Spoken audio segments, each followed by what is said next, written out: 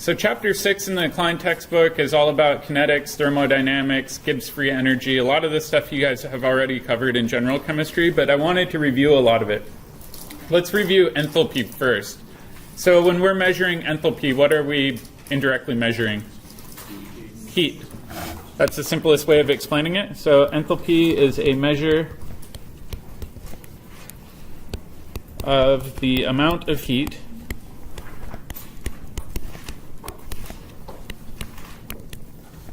released or absorbed by a reaction. We do have to be really careful when we're defining this, though. This assumes constant pressure and volume.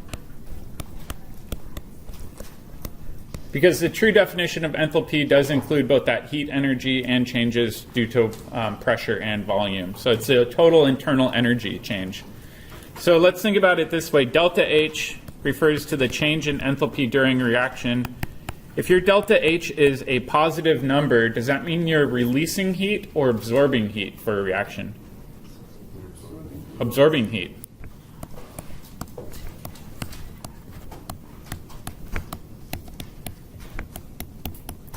This is another thing that confuses Gen Chem students a lot of times. They're like, if a reaction's cold, does that mean that the reaction is generating coldness? No, you can't generate coldness, right? That doesn't exist. You can only absorb heat, right?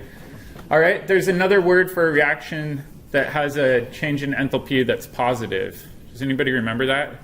Something thermic? Endothermic. So let's make a note of that. This is endothermic. And then we have the counterexample where a delta H is a negative value. This is when a reaction releases heat.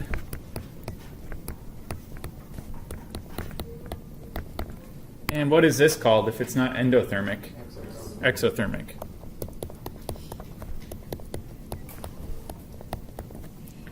All right. The nice thing with delta H is you can estimate it.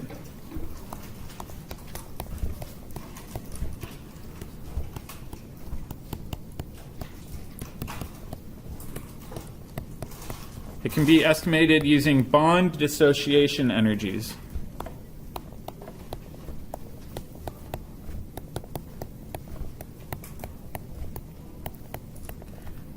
So for example, I've got a table that's pulled directly from your textbook. It's table 6.7. This has all of the standard bond dissociation energies for standard common bonds. Yeah, I want you guys to memorize all of these before the next exam. I'm just kidding. I'll give you these numbers on exams, but I do want you to know how to navigate your way through this table. The red highlighted bonds, those are the bonds that are being broken. So those are the bonds you want to pay attention to. And quite often, it's similar to a pKa table, you won't find a perfect match, but your goal is to find the closest match possible, right? So we'll do a couple example ones with this, but I'll show you guys how I tend to navigate this.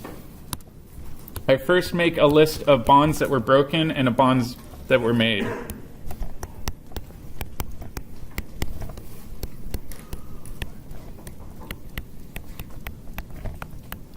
And I know this is a little bit different than how you guys did it in Gen Chem. You guys did heats of formation with Gen Chem. We're doing bond dissociation energies in OChem. So let's focus on just an example one. And in this example one, we're going to brominate propane. Oops, sorry, my pen's glitching. So we're going to take propane, which is our 3-carbon chain. We're going to react this with Br2. And we're going to react this with UV light, which has that little symbol. And when you do this, you generate 2-bromopropane, and you generate HBr. Okay, so let's make a list of bonds broken. On the left, and then I'll write bonds made on the right. All right, what bonds were broken in this reaction? a CA and a BRBR? Yeah, if we look at this, right, we had a CH bond that is no longer there. It's replaced by the bromine. So I'm going to write that down. Specifically, it's an H, CH, CH3, 2. So I'm going to use that bond line notation. But the bond we're looking at is this red bond right there. Does that make sense? What's another bond that we broke? Yeah, bromine to itself. So I'll write Br bonded to Br. Are there any other bonds that were broken? Nope. All right. Let's think about it this way too. If you're breaking a bond, does it require energy or release energy? Requires energy. So will this number be positive or negative if it takes energy to break it? Positive. So bonds broken will always be positive. Bonds made, on the other hand, when you make a bond, that releases energy, so that term will be negative. Okay, so now let's focus on the bonds that we made. What bonds did we make? Bromine to carbon. Yeah, bromine to carbon. So we've got Br. It's now bonded to a central carbon with 2 methyl groups. And then what else? HBr, right? So we formed a bond between hydrogen and bromine. Oh, let me keep the colors the same. All right, so now our goal is to go back up to that table, and let's focus on this guy right here, right? So we're focusing on a proton coming off an internal sp3 hybridized carbon. So let's see if we can find it in this chart. Who thinks they see it? It's a little hard to see if you're in the back. First thing I would do is look for bonds to H. You can zoom in a little bit. Which one do you think matches it? Yeah, if we go down, it's got to be this one right here. Does that make sense? All right, so if we look at that, it looks like it's about 95 kcals per mole. So I'm going to go down and plug that in. I'm going to say, all right, this one is positive 95 kcals per mole. You can use kilojoules per mole, just be sure you're consistent with all of your bonds. Now what we need to do is identify the bromine-bromine bond. So let's go back up and look, see if we can find it. I think we see it over here. It's 46, so I'll plug that in. We know it's positive 46 because we're breaking it.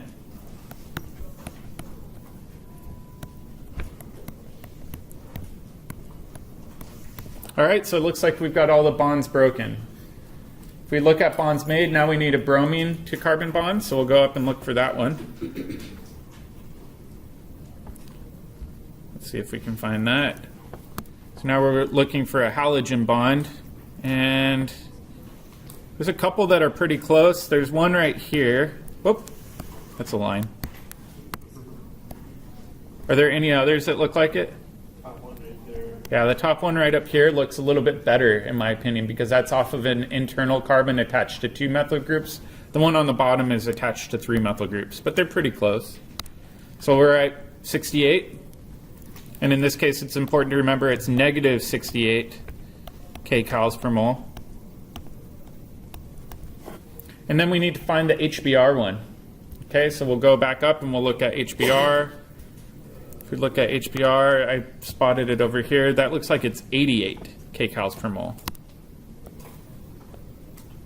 So this would be negative 88 kcals per mole. So now we've got a good list of bonds that have been broken and made in this reaction. In order to find out the change in enthalpy, what we're going to do is say delta H naught is equal to the sum,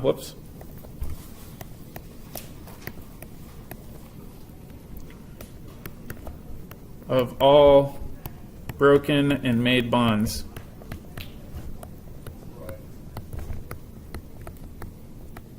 All right, so if we go through and we add these all up, you have to pay attention to the sign, but it's going to be 95 kcals per mole plus 46. I'm going to leave out units for right now. Minus 68, minus 88, And if we check that using our calculator, it should be negative 15, but I'll let you guys check my work. And this will be kcals per mole. Does that make sense? All right. So is this reaction endothermic or exothermic?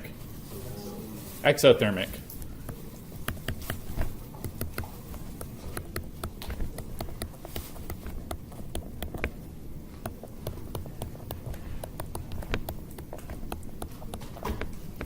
Since it's a negative value. Does that make sense? A lot of this is just navigating your way through the table and finding the appropriate bonds. All right, so second question. Does this mean that the reaction's spontaneous? What do you guys think? Probably not. We don't have enough information at this point. So let's make a note of that. Delta H on its own is not a good measure of spontaneity.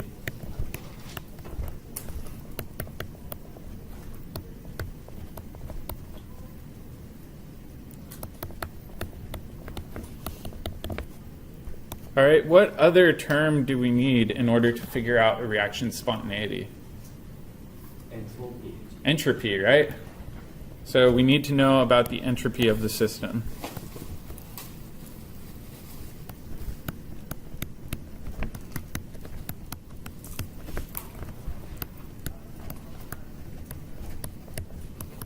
So enthalpy is only one half of the problem. Entropy is the other half. So let's go back and review a little bit about entropy.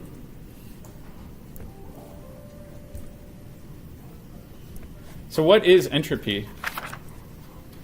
What is it measuring? It's not measuring heat. It's disorder of measurement, right?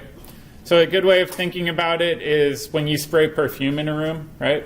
It doesn't just stay in that small corner. It will disperse through the room. Things want to get more disordered in the universe. That's a general rule of thumb. So entropy is always a measure of disorder.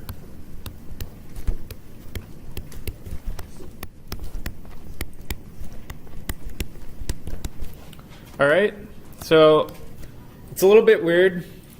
If you take physics, they think about entropy kind of flipped compared to chemists. Chemists are looking at entropy for a system. Oftentimes, physicists are looking at it in the environment. So it really depends on at which system you're looking at. We're going to be focusing on the system of a reaction simply because we're chemists.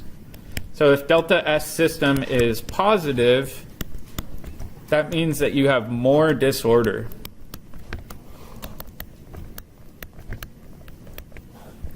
If delta S of your system is negative, that means that the system is getting more ordered.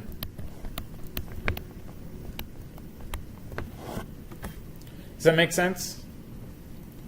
All right, there's some pretty easy ways of predicting the sign of these, but we're not going to get into the nitty-gritty exact numbers, just whether or not it's positive or negative. So easy way of predicting sign.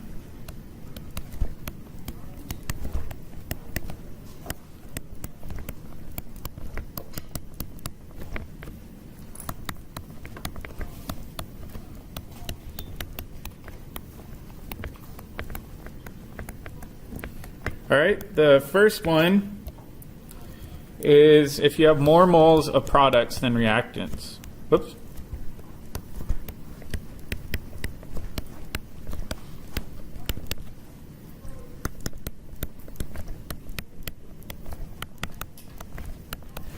Is that becoming more ordered or more disordered if we are increasing the number of moles from beginning to end? More disordered, right? So will that mean that delta S is positive or negative? Positive. So delta S of system is a positive value because it's getting more disordered. Same's true for the opposite situation. If you have fewer moles of products than reactants, that means delta S of your system is negative. Make sense? The tricky thing is what to do if there's a tie. What if you have the same number of moles going in as coming out? And that's where our tiebreaker rules come in.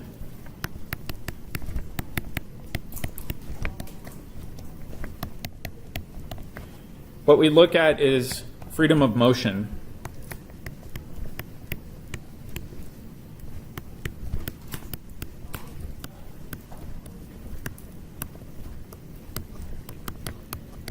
The easiest way I like to explain this is imagine that you're handcuffed, right? If you're handcuffed, you don't have very good freedom of motion. Your hands are locked behind your back. However, if you take those handcuffs off, you're not increasing the number of moles of you. You're still one person. But now you've got this freedom to move your arms around. That's really all it comes down to in a chemical sense. So will this increase disorder or decrease it? Increase disorder. So delta S of system will be positive. Conversely, if you decrease it, it's going to be negative.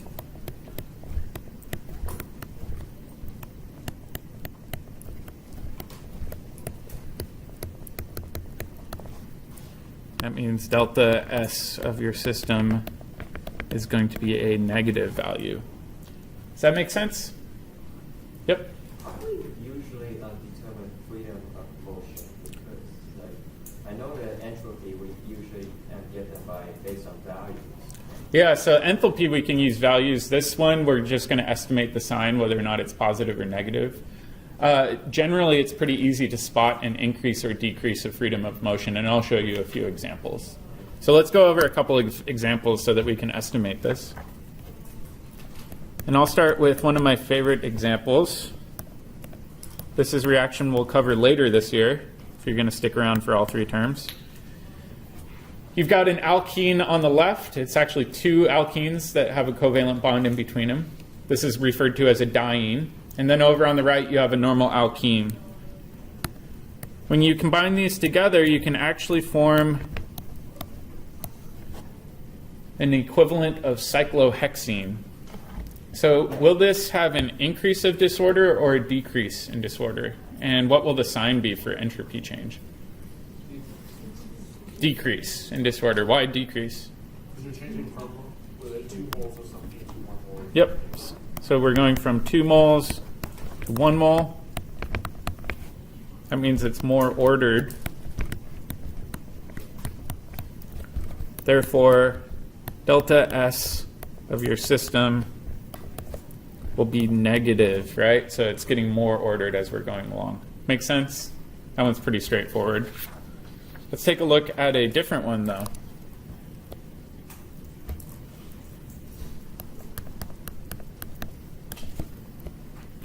Let's say I've got this compound here.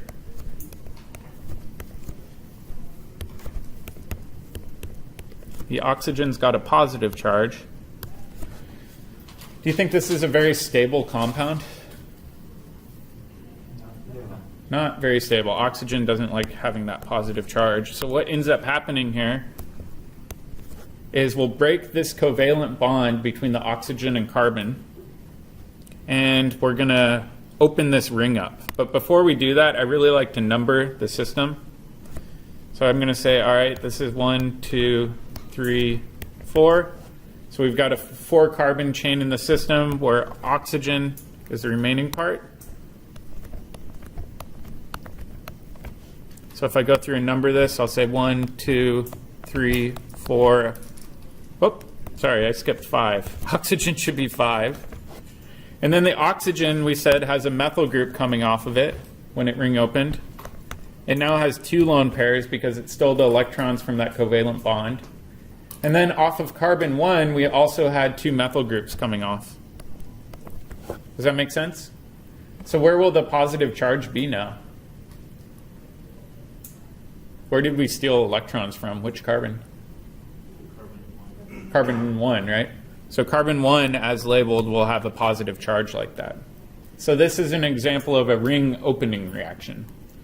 All right, so if we look at it now, we would say, all right, this is 1 mole going to 1 mole, right? We haven't increased the number of moles at all.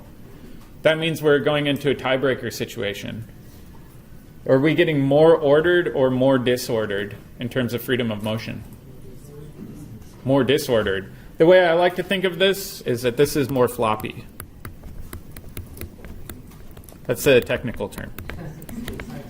That means delta S of your system is going to be positive because we're increasing that freedom of motion.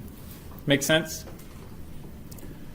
All right, entropy is pretty abstract to think about, but it's tied into another important thing. What is entropy almost always tied into?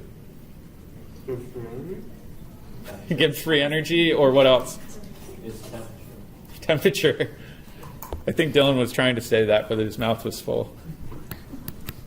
So entropy is closely related to temperature.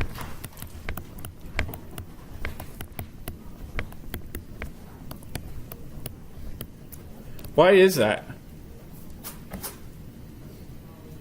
What do you guys think? Think about when you heat up something, what happens to the molecules in it? They move around faster, right? If you're moving them around faster, they have more energy to become disordered more quickly, right? So they're closely tied into one another. That's why you see entropy and temperature multiplied together in quite a few equations.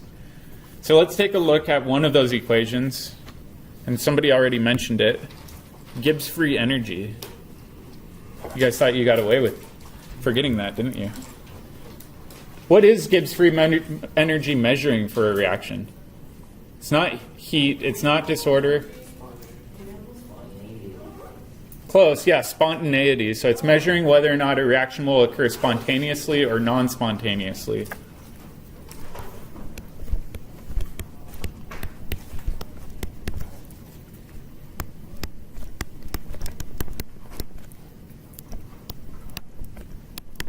I'm not sure if I'm spelling spontaneity right. A-I-T-Y? A, which one?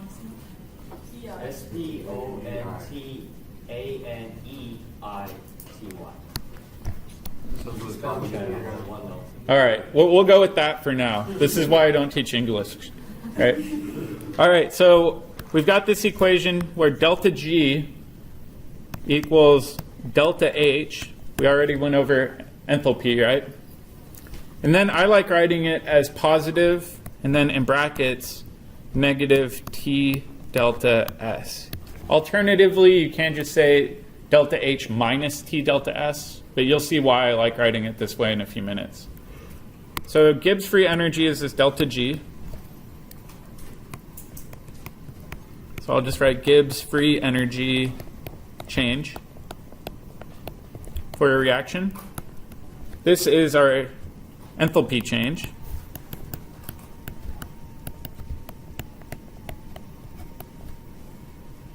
T is the temp. Does anybody remember the units for temperature for this? Kelvin. Kelvin. You're not going to use Celsius. So we're going back to Kelvin now. And then S is our change in entropy. Make sense? So we've got this kind of complicated equation, but it doesn't make sense unless you kind of look at it in the context of something called the reaction coordinate diagram. So I'll show you guys what that means. How many of you guys covered reaction coordinate diagrams already? A couple people? All right, so we'll review them.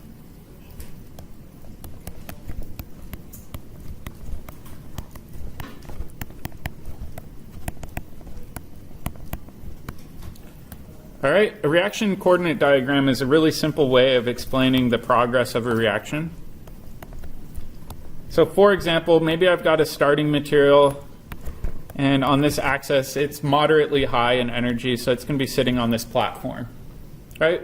And then you've got products down here. And so this axis is reaction progress. All right? Is it just going to shoot straight down like that? No. No. Otherwise, we would all explode at all times, right? We've got to have some sort of energetic barrier to prevent us from decomposing spontaneously. All right? So we've got to have some sort of hump like that. And if we think about this, you can cut it into two different areas. This energy drop, or change from energy from starting material to products, is referred to as our Gibbs free energy change. And it's important to remember that that change has both entropy and enthalpy factored into that drop. We have to have this energetic barrier, or else we would all spontaneously combust all the time. What's this referred to as? Activation energy. Activation energy.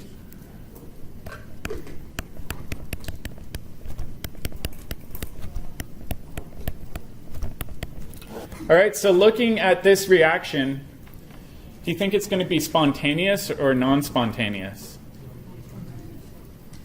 Spontaneous. I'll give you guys a hint too. You don't want to look at activation energy. Ignore the hump. Is this going to just occur favorably and go downhill on its own?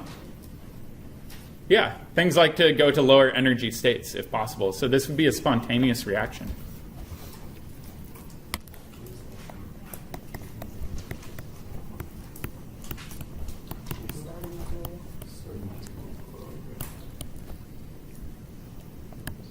This is often referred to as an exergonic reaction. That just means it's spontaneous. All right, let's take a look at another example. This time, our starting materials are pretty stable, and our products are less stable. And again, we have to go over some energetic bump to get to our product. And in this case, the change in energy between our starting material and our product is that delta G value. And then over here, we've got activation energy. Activation energy in this case is the amount of energy required to get over the entire hump.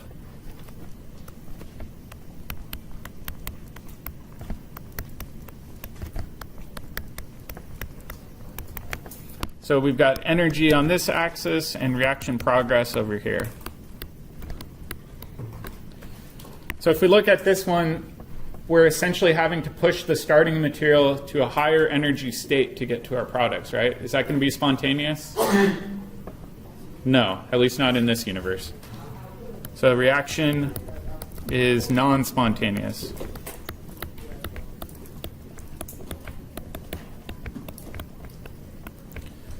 This is an endergonic reaction.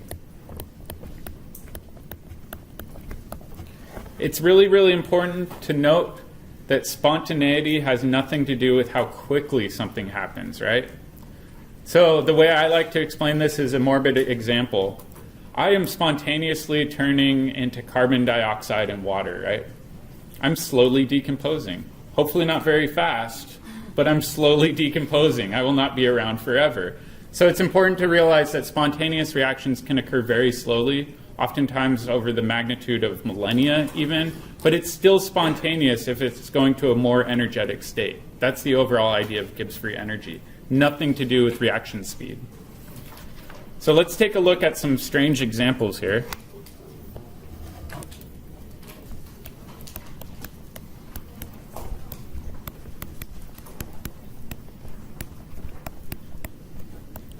All right, and for this strange example, we are running an imaginary reaction. We run a reaction where we calculate delta H, and we know that delta H is a negative value. We're not going to delve into the numbers right now. And delta S of our system is also a negative value. Is this reaction spontaneous?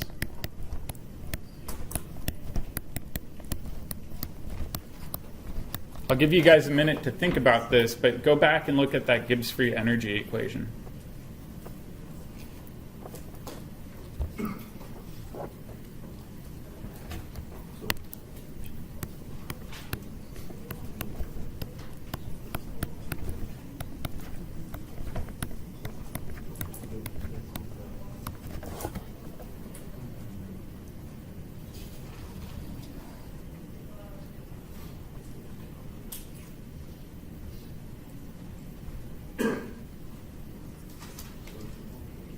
Who thinks they know?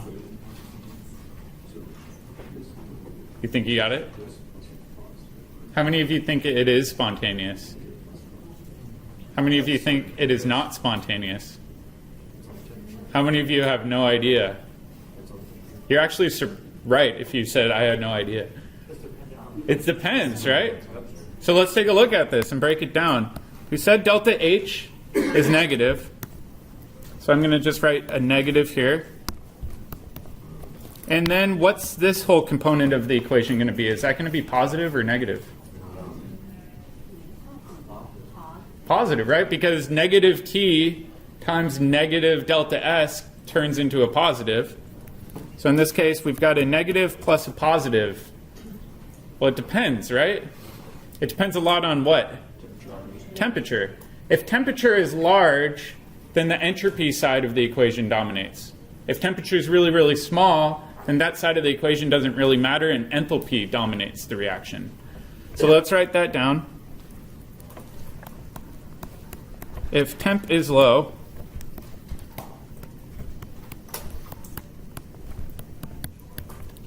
then negative T delta S doesn't matter as much.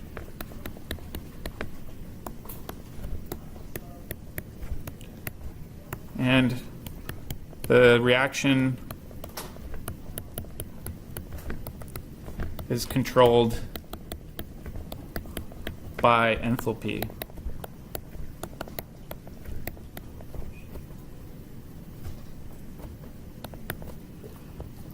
All right, another way of saying this is at low temps,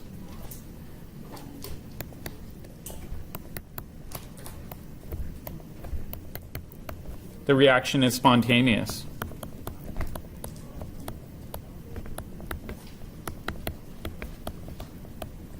Right? Because at low temps, the overall sign of delta G is more likely to be negative than positive. Does that make sense? It's a little bit weird to think about. All right? At high temps, on the other hand,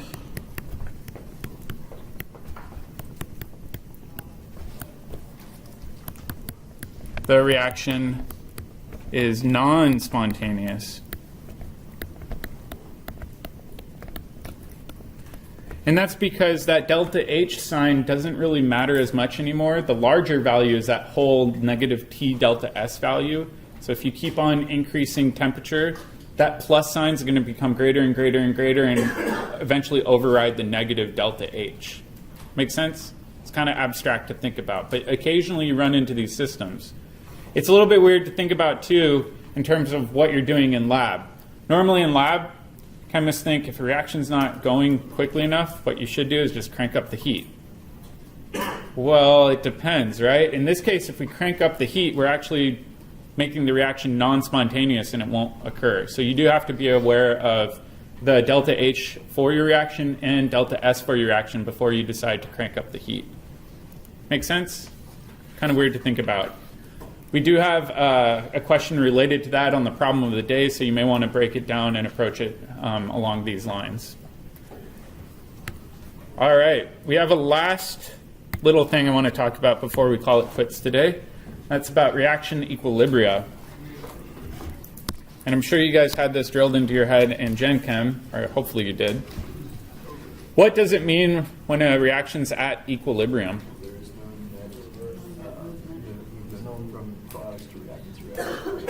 It's a little bit weird to think about. Sometimes I worry that Gen Chem instructors aren't teaching it entirely correctly. Does it mean the reactions stop doing anything? No, it just means there's no net. The reaction process going forward is the same as the reaction process going back. So the reaction process going forward is the same as reverse? That's a really good way of explaining it. So there's still stuff happening, but what about the concentration of your starting material and products?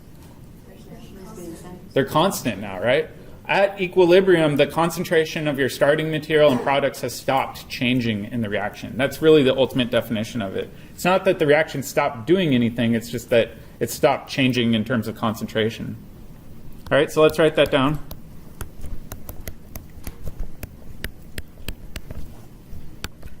Anytime I show stuff in brackets, that means that I'm referring to concentration.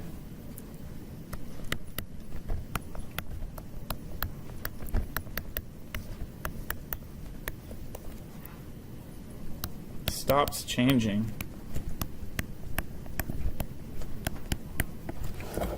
All right, so a simple way of thinking about this is if we have a pretend molecule A and a pretend molecule B, you can have an equilibrium. We like to show that with double-headed arrows.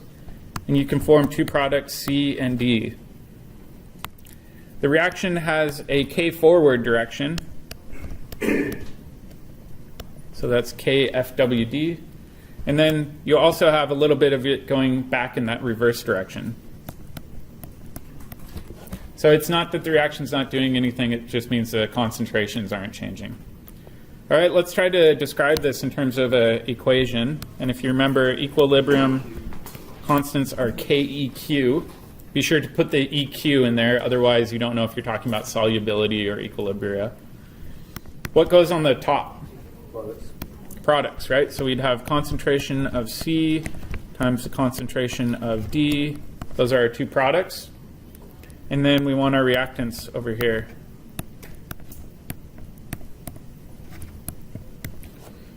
And this is our equilibrium constant.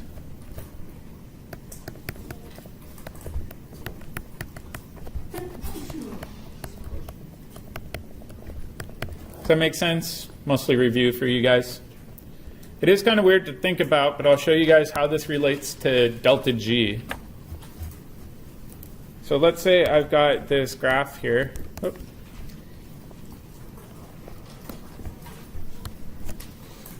And then I've got Gibbs free energy on this side.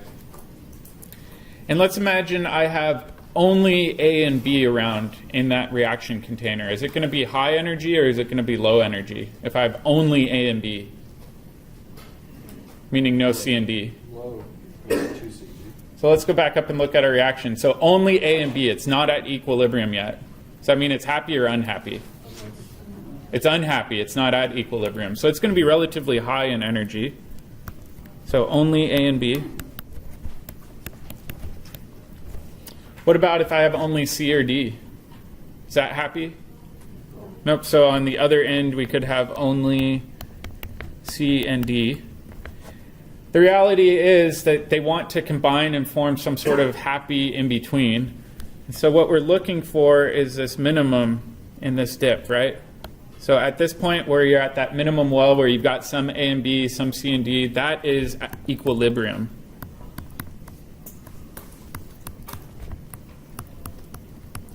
Sometimes that is closer to the only C and D side. Sometimes it's closer to the only A and B side. It depends on that equilibrium constant. But it's this energetic minimum where things are pretty happy there in their respective concentrations.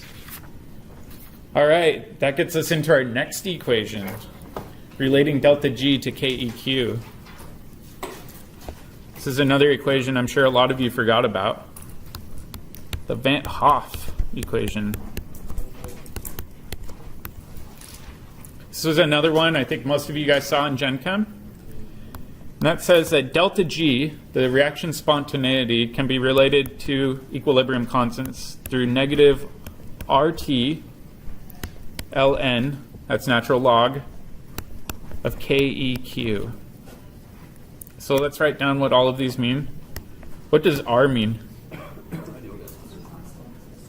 Yeah, it's a gas constant. 8.314 joules per mole Kelvin. What is T? Temperature in Kelvin. Ln is natural log. And then KEQ we said is our products over our reactants. So we've got all of these components that we can plug in. So another way of writing this is to put KEQ on its own side. And KEQ in this case would be equal to E raised to the negative G, or sorry, delta G over negative RT. So that's the exponent for E. That's just rearranging the entire equation. So you can use either or. It depends on whether or not you're trying to solve for delta G or your equilibrium constant. All right, now I've got a question for you guys. What if delta G for a reaction is 0? What is KEQ? Oop.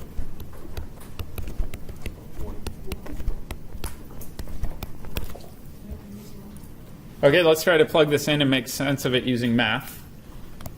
So we've got KEQ equals E raised to the delta G over negative RT. Okay, that means we've got E raised to the 0 divided by negative RT. That's the same thing as writing E to the 0, right? 0 divided by anything is still going to be 0. What's E to the 0? 1. So what does it mean if KEQ is equal to 1? So let's write this out, right? So we know KEQ is equal to the concentration of the products over the concentration of reactants. And in this case, we're saying 1. So what that means is we've got an equal concentration of products over reactants, right?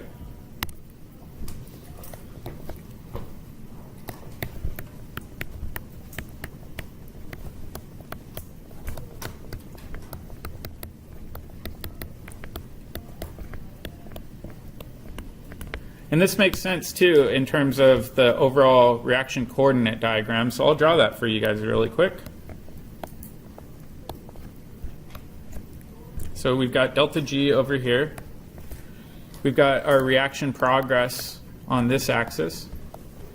And we've got a delta G of 0. So we've got starting materials here. Where should our products be? Should they be higher or lower? If delta G is 0. They should be exactly the same. You could still have some energetic hump between them, right? The way I like to imagine this is, let's imagine we've got these little popcorn beads in here, and then over here we've got these popcorn beads over here too. And we're applying energy and they're popping. Some of them have enough energy to go over that activation energy hump. Others on the other side, same thing, opposite direction. But because they're at that same level, if you let that imaginary popcorn popper run overnight, when you come back in the morning, you're going to have roughly the same concentration on both sides, right? So that's really all this is saying. We can explain this now using equations and reaction coordinate diagrams. All right, I think that's where we're going to end off today. Tomorrow when we come back, we're going to look at a situation where delta G is not equal to 0 and how that relates back into KEQ, and that will require a little bit more challenging math.